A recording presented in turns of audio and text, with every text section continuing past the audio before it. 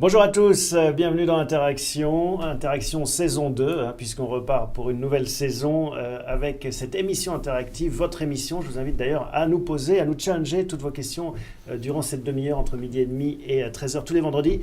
Et puis bien sûr ce fond complètement transparent que nous pilotons depuis maintenant plusieurs mois en compagnie de nos amis gérants Thomas et Paul. Bonjour messieurs. Bonjour. Hubert Tassin, notre aiguillon, notre analyste, notre tête chercheuse. Bonjour Hubert. Bonjour Thomas. Et il s'est passé des choses entre la saison 1 et la saison 2, entre la saison 1 et la saison 2, comme dans les séries américaines, puisque Interaction maintenant revient au-dessus de l'indice. Donc on va comprendre pourquoi, quels sont les enjeux, les tenants, les aboutissants, et puis bien sûr voir comment on va essayer de maintenir cette avance au cours de cette saison. C'est tout l'enjeu d'Interaction. Ça commence tout de suite avec bien sûr la revue de presse.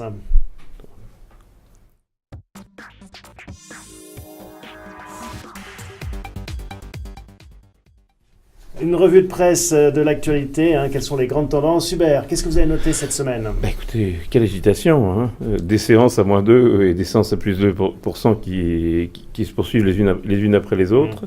Et puis toujours un peu l'emprise de la peur. L'emprise de la peur, on va en parler, sur les décisions des banques centrales. L'emprise de la peur, depuis 2 jours, les marchés chinois sont fermés. Lundi, le marché américain va être fermé, donc c'est pas le moment où les gens ont envie d'être trop en position.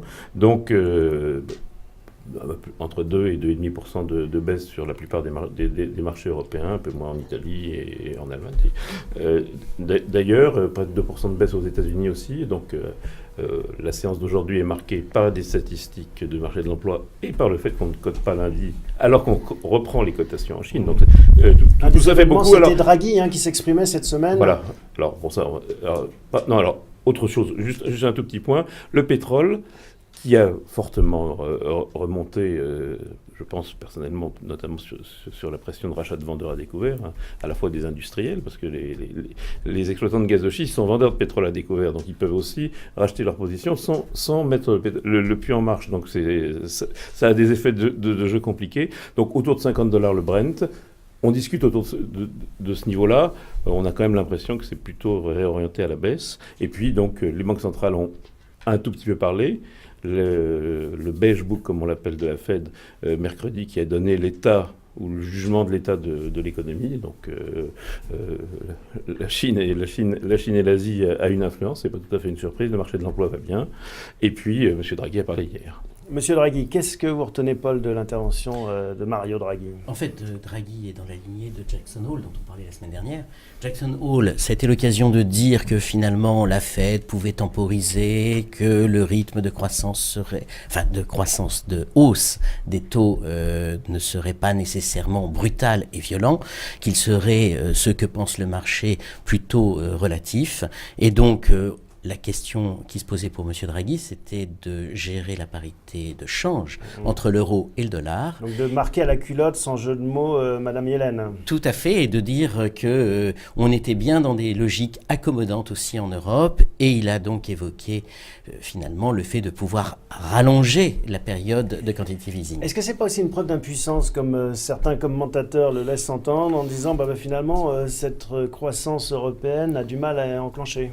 Alors personnellement, je ne le pense pas du tout. Je pense que c'est plutôt le fait d'acter qu'on passe d'un monde où l'inflation faisait peur à un monde où la déflation faisait peur. Et c'est pour ça que j'ai proposé de regarder quelques Alors, on va dessins, les découvrir ensemble. quelques graphiques qui sont un peu compliqués en apparence. Non, on va les rendre limpides.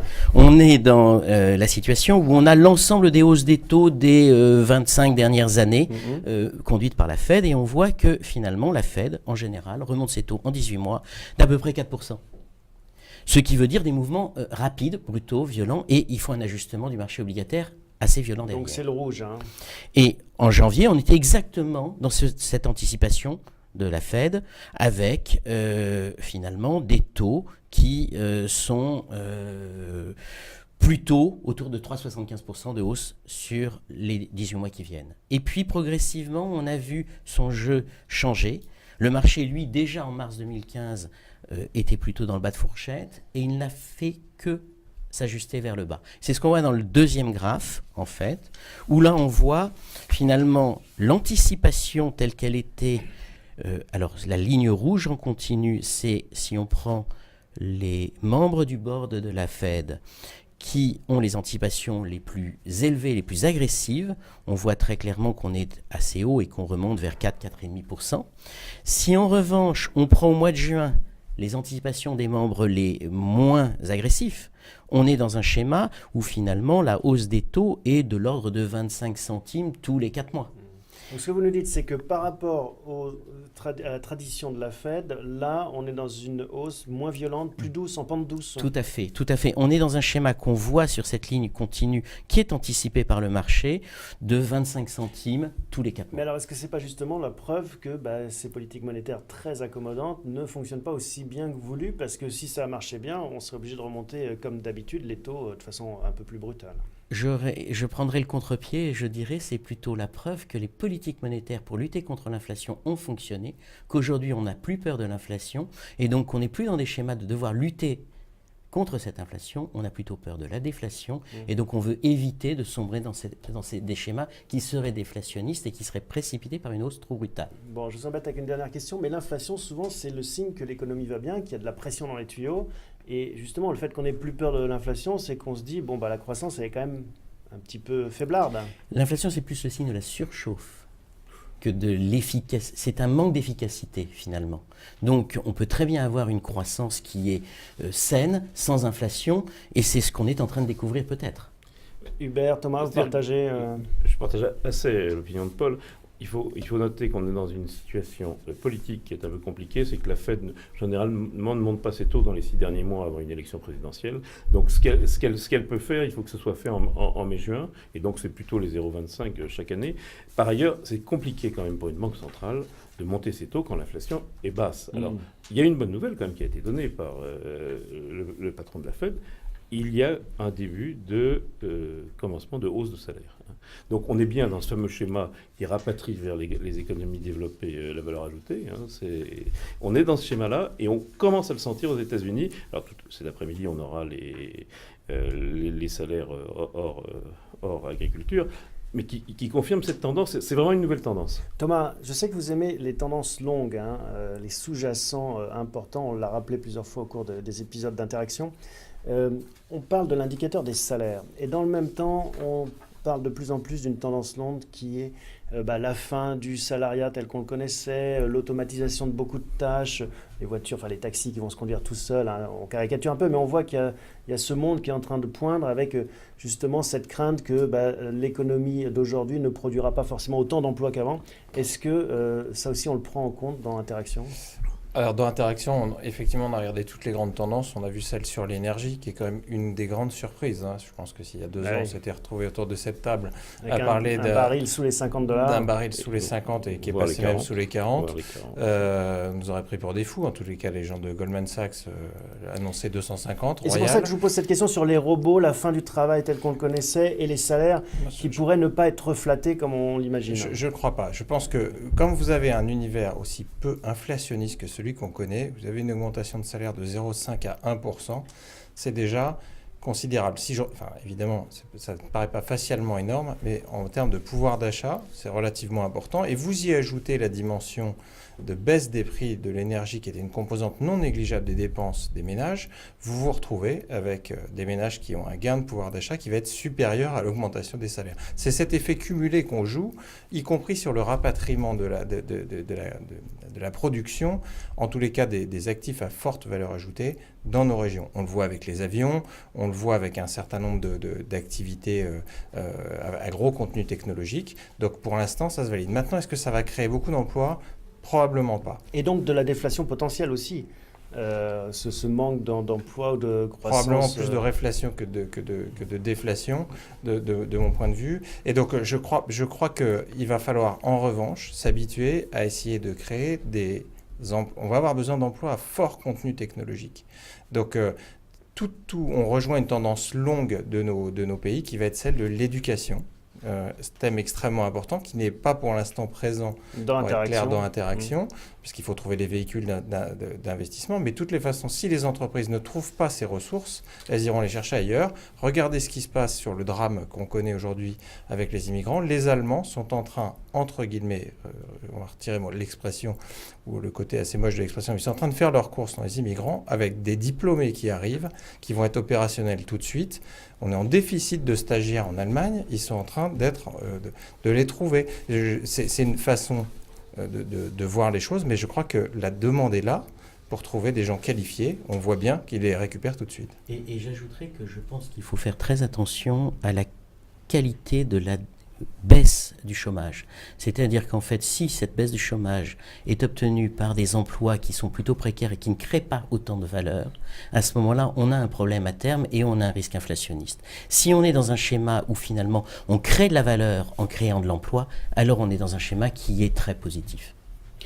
Voilà ce qu'on pouvait dire. On a été un peu loin de la macro traditionnelle et des taux d'intérêt, mais c'est des sujets qu'on aime bien aborder parce que, en effet, ces tectoniques permettent bien de se positionner sur des valeurs intéressantes. On passe tout de suite à notre rubrique tableau de bord.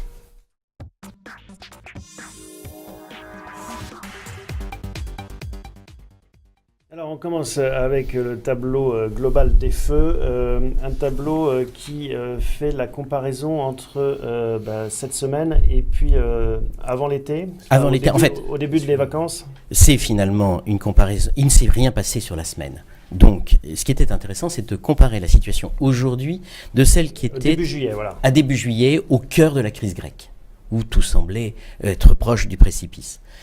On voit très clairement que finalement, il y a eu des améliorations, il y a eu des détériorations. Globalement, plus de détérioration que d'amélioration, on dirait, parce qu'un seul mouvement vers le vert et 4 mouvements vers la détérioration. Je crois que le point le plus important, c'est que le niveau de perturbation s'est accru.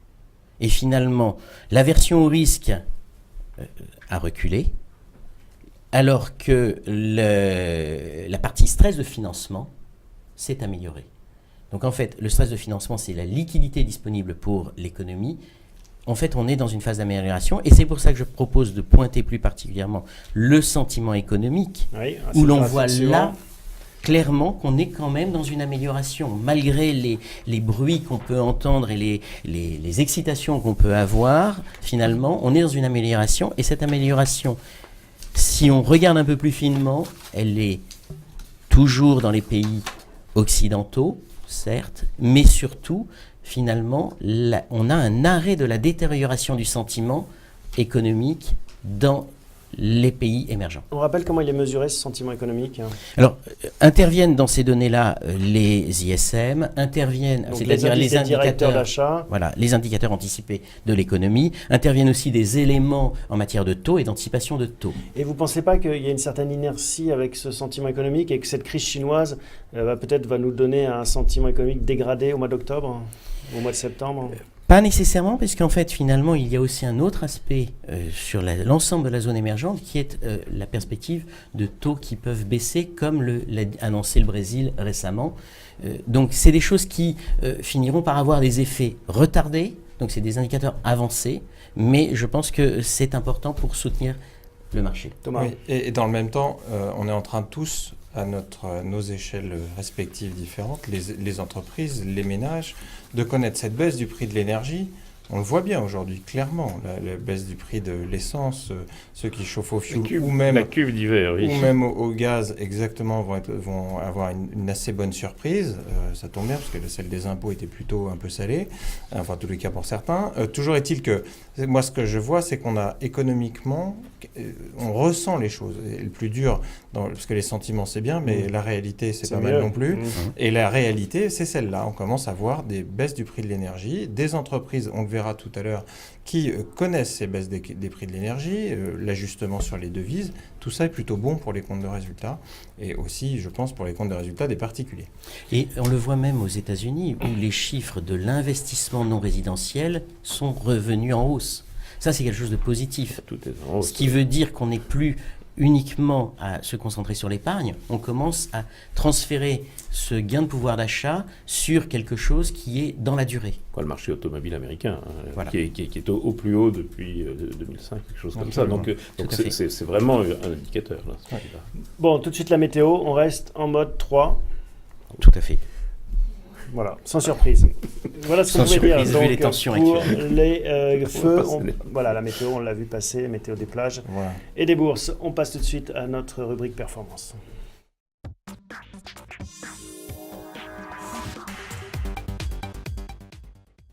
Alors, une performance d'interaction. Thomas, je vous laisse commenter celle-ci. Oui, alors hier soir, Interaction était en hausse de 12,27% contre un indice de référence qu'on a l'habitude de mesurer ici, dividende réinvesti de 10,91. On confirme l'écart qu'on a creusé, notamment pendant cet été, notamment pendant la crise et depuis mi-juillet à peu près. Cette semaine, on voit qu'on a un recul du fonds de 0,11 quand le CAC 40, lui, a reculé de 0,46.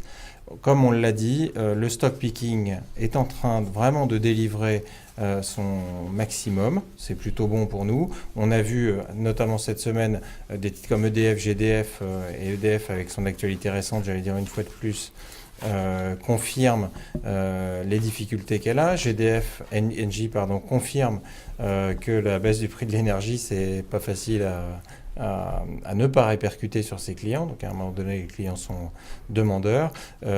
Voilà. Et puis Total qui subit un coup la hausse, un coup la baisse. Mais voilà, sur Total, on a un avis un petit peu différent. Voilà. Alors, on va voir les performances, justement, la ventilation de ces performances au sein du portefeuille. Voilà, vous y êtes habitué maintenant. La colonne la plus intéressante, Alors, on va voir les performances. Là, on a en effet les secteurs, mais d'abord... Voilà, on va aller directement peut-être au performances, titre, si oui. vous voulez bien. Ça nous- Donc, Zoé va nous envoyer voilà. ça. Voilà, super, merci. Zoé. Alors, qu'est-ce qu'on constate cette semaine? On constate une progression substantielle, c'est l'avant-dernière colonne des contributions, c'est celle qui nous intéresse. Chargeur qui fait un parcours remarquable, là, depuis quelques jours, c'est le moins qu'on puisse dire, avec une hausse de 9% sur une semaine où l'indice est à 0, donc ça se ressent tout de suite. Le groupe Eurotunnel qui se reprend après des corrections un peu substantielles. Un chiffre d'affaires exceptionnel au mois de juillet et au mois d'août. Et voilà. On n'a jamais autant emprunté le tunnel et les marchés l'ont d'autant plus salué qu'on avait peur d'un petit effet immigrant à Calais. Exactement. Pour l'instant, on ne le voit pas. KPN Infineon, c'est plus du rattrapage. Elles avaient été fortement sanctionnées. Et puis, je m'en voudrais de pas souligner la progression de Rheinmetall. Ouais. Qui progresse de plus de 40% depuis le début de l'année. On a acheté ce titre dans des très bonnes conditions et il nous aide toujours beaucoup. Et puis à l'autre bout du spectre, si j'ose dire, la veille du lancement de James Bond, Telefonica et Vivendi. Telefonica repli de 5%, des craintes sur l'impact de l'Amérique latine sur les comptes de Telefonica. On va probablement s'en séparer, c'est une annonce. Et Vivendi Universal qui a annoncé des résultats qui étaient plutôt conformes, qui est en train de devenir, et vous le savez vous, homme de médias, que quelque chose d'assez dense. Ça va plutôt un conglomérat. On revient à ce que Jean-Marie Messier avait imaginé il y a 12 ou 13 ans. Ouais, avec un capitaine quand même qui prend la barre bien en main, Bolloré, qui laisse pas de détails lui échapper. Oui, parce que la différence entre Bolloré et Jean-Marie Messier, c'est probablement que Bolloré, c'est son argent. Donc il est un petit peu plus regardant sur les résultats opérationnels. On voit la reprise en main. On a du Bolloré d'ailleurs aussi. On a du Bolloré, dont on n'a pas à se plaindre d'ailleurs. Et on voit la reprise en main clairement dans tous les métiers. Donc c'est pour ça qu'on va probablement garder on commentera sans doute... Sur Telefonica, on peut le dire rapidement. Orange va introduire son ancienne filiale et celle qu'il a achetée, qui s'appelle Jastel, qui opère en Espagne. Donc on va avoir un pur player espagnol. Et en face, on a Telefonica qui a 50% grosso modo d'Amérique latine et qui prend en pleine figure le ralentissement. Voilà. D'accord. Vous nous avez apporté aussi le top 10 Et oui, depuis le début de l'année. Le top 10 des contributions, et des bonnes et des mauvaises, parce qu'il n'y a pas que des bonnes affaires. Il faut le savoir. Alors, vous voyez que dans nos meilleures contributions, il y a un titre qu'on a su vendre, je le dirai tout à l'heure, je le reprendrai, c'est Renault. Une contribution de 1,29%, c'est considérable, 0,84 en relatif. C'est beaucoup. C'est 10% de la performance du fonds. Oui, aujourd'hui. On l'a donc su prendre des bénéfices. On le répétera jamais assez. Il faut savoir vendre. C'est le plus dur dans notre métier. Acheter, c'est relativement simple. Vendre, c'est le plus dur. Capgemini aussi est un gros contributeur. Airbus, dont on a été sorti, sur lequel on est revenu il y a une semaine. Et puis, à l'autre bout de la chaîne, toujours, 2 titres dont nous nous sommes séparés, Santander et Solvay. On a bien fait dans les... Et Néopost en même 3. Et Néopost, qui connaît un rebond aujourd'hui, mais Néopost, on l'a vendu alors qu'elle progressait, elle était en hausse, on l'a vendu quand même 20% plus haut qu'aujourd'hui. Donc, même malgré son rebond de 14% du jour, on reste... plutôt pas trop mal. Voilà donc pour les arbitrages, on va tout de suite, non pas les arbitrages, les performances, c'est-à-dire le passé, on va s'intéresser à l'avenir avec la gestion.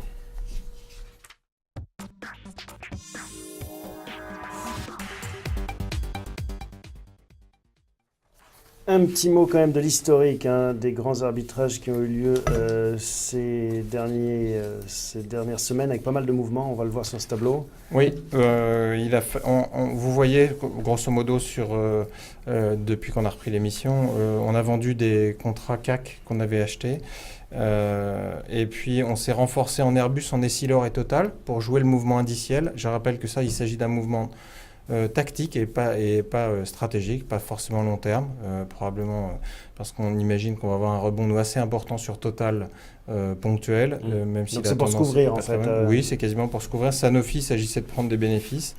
La Score également, et Vivendi, je l'ai dit tout à l'heure, on l'a vendu avant les résultats.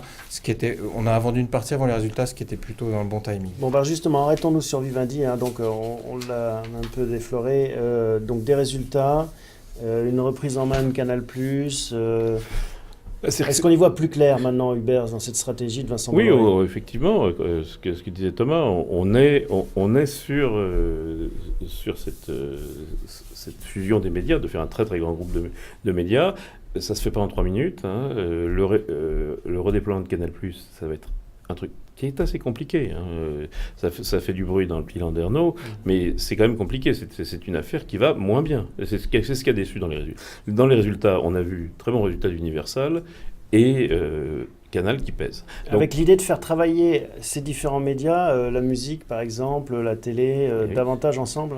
C'est ça l'idée. C'est ça l'idée. Alors, il y a une étude des analystes de Natixis cette semaine qui disent que c'était gros. Ils l'ont pas titré comme ça, mais c'était Messi avait raison. Il aura raison en 2022. Donc, on a un peu de temps. Mais alors, ce qui trouble le jeu, c'est que vous avez cette stratégie-là, et puis vous avez Bolloré reste Bolloré, il fait des opérations éventuellement financières. Donc, quand on vend du téléphone et qu'on se cherche à en racheter, ça perd un peu les gens. C'est pas un pure player.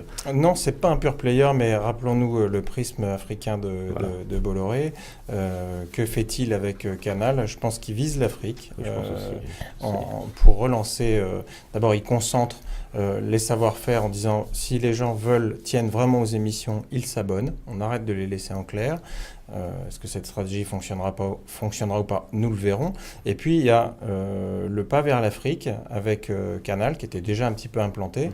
Mais l'objectif c'est de les implanter beaucoup plus. Et moi je suis assez intéressé par ce pari-là. Je pense que ça peut être un bon point d'entrée. L'Africain, qu'est-ce qu'on fait ? Donc Vivendi, on a vu qu'on s'était un peu allégé. Il nous en reste 3% à peu près. Alors on va les garder quand même. On considère qu'on a encore du potentiel dessus, mais on l'allège à mesure. C'est-à-dire, c'est à défaut d'avoir d'autres idées, pour être clair.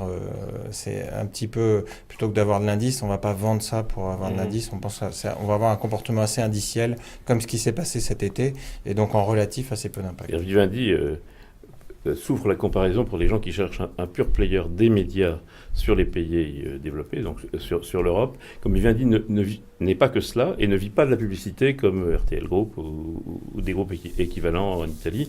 Et effectivement, il y a tendance à arbitrer vers des pure players. Voilà.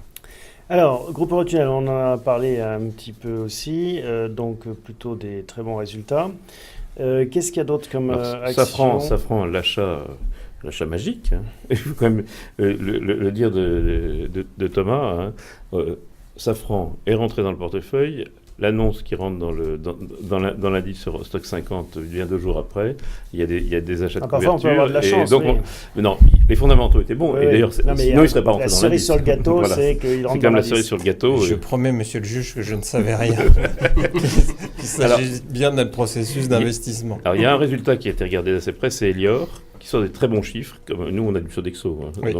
Donc voilà, d'abord, ça ne fait pas le contraire. Ça prouve que ce métier-là, toujours la même chose, c'est dans les pays développés qui donnent des services alimentaires aux collectivités. Donc ça c'était une très bonne nouvelle. On a eu les chiffres d'Iliad aussi. Alors Iliad, ça a déçu, même si c'est le cash flow qui déçoit, alors que la stratégie commerciale est bonne, mais il déçoit justement parce qu'on va le chercher. L'arrivée des SFR numériques regroupés, ça a forcément des impacts, et notamment sur celui qui était le flibustier précédent. Oui, alors après, il y a 2 stratégies toujours, hein. C'est la croissance ou la rentabilité. On voit bien que Patrick Drahi, lui, serre les coûts et a besoin de sortir des cash flows, quitte à dégrader le nombre d'abonnés, et que Xavier Niel est plutôt encore dans l'expansion tous azimuts. Hein. C'est un peu ça que...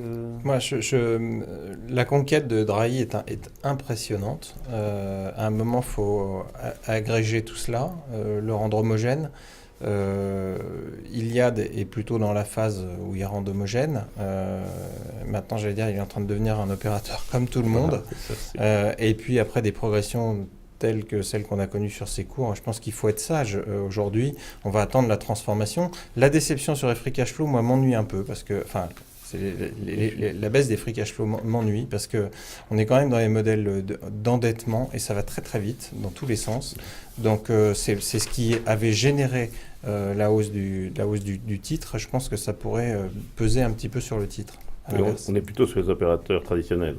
On a du Orange, on a du KPN et du Téléphonica. Et qu'on n'aura plus. Qu'on n'aura plus, mais c'est quand même les traditionnels qui sont plus assis, on va dire. Exactement. Alors, autre actualité, les marchés automobiles, on en a parlé aux États-Unis et en Europe qui sont bons. Ils sont bons en Allemagne, ils sont bons en France, ils sont bons en Italie, ils sont exposants en Espagne, mais bon, on est passé par un point bas. Alors, le problème, c'est que les titres, ils sont dans les palmarès tous les jours, à la baisse un jour et à la hausse le lendemain. C'est très compliqué de s'infiltrer dedans.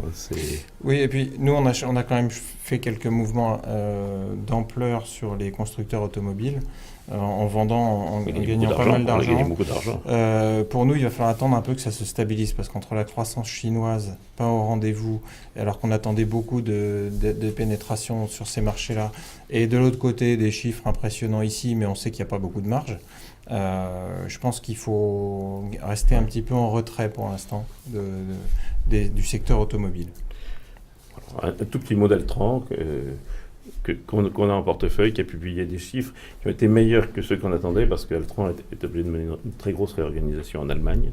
Et au premier semestre, il maintient ses objectifs de 10% de marge, ce qui est beaucoup. Alors c'est un métier particulier. Voilà donc pour l'actualité. Et puis, on a du Vinci, mais Thomas a regardé Eiffage. Alors oui, on a regardé, on a regardé Eiffage. Eiffage. On est en train d'arriver au bout des histoires qui nous inquiétaient, notamment en matière de refinancement de dette. Donc ça, c'est pas mal. On y voit un peu plus clair. La construction, il y a des bonnes prises de commandes sur le secteur, et en particulier chez Eiffage. Les routes, les travaux reprennent, y compris en Espagne. C'est un vecteur de développement important pour eux, alors qu'ils avaient connu des grosses dégradations là-bas. L'immobilier, le secteur de l'immobilier, il suffit de regarder tous les journaux de cette semaine pour comprendre qu'on a intérêt à acheter. Alors, il va falloir qu'on m'explique comment en une semaine tout a changé. C'est simplement par crainte de la hausse des taux, à vrai dire. Donc, on achète par crainte d'une hausse des taux. Et est-ce qu'on achète de l'immobilier, non. Mais de l'Eiffage. De l'Eiffage, probablement, puisqu'on a un bel upside. On a un objectif de cours à 64%. Et on a peut-être un petit catalyseur en ce moment. Donc, il est probable qu'on en achète un petit peu. On est dans un concept de ce que les marchés recherchent. C'est-à-dire des gens qui sont très orientés sur les pays, les grands pays développés. Donc là, on a déjà vendu Téléphonica pendant cette émission. Ouais. On acquiert de l'Eiffage. Quelle hauteur? On va vendre toute la ligne de Téléphonica et on achètera, pour commencer, 1% d'Eiffage. D'accord. Comme on a 2,84 de Vinci, ça fait une exposition sur ce secteur-là. À propos de potentiel, vous nous avez apporté un tableau, Thomas, que vous allez nous commenter. Parce que vous savez qu'en effet, une des caractéristique d'Interaction, c'est de se fier à cette boussole des potentiels et d'orienter finalement ses choix en fonction des différents potentiels. Comment est-ce qu'ils sont calculés ces potentiels ? Absolument. Alors, on fait un consensus des analyses financières que nous avons, des différents analystes, du consensus FactSet, du bureau d'Alpha Value, d'Odo, du CIC, de CMCIC Securities.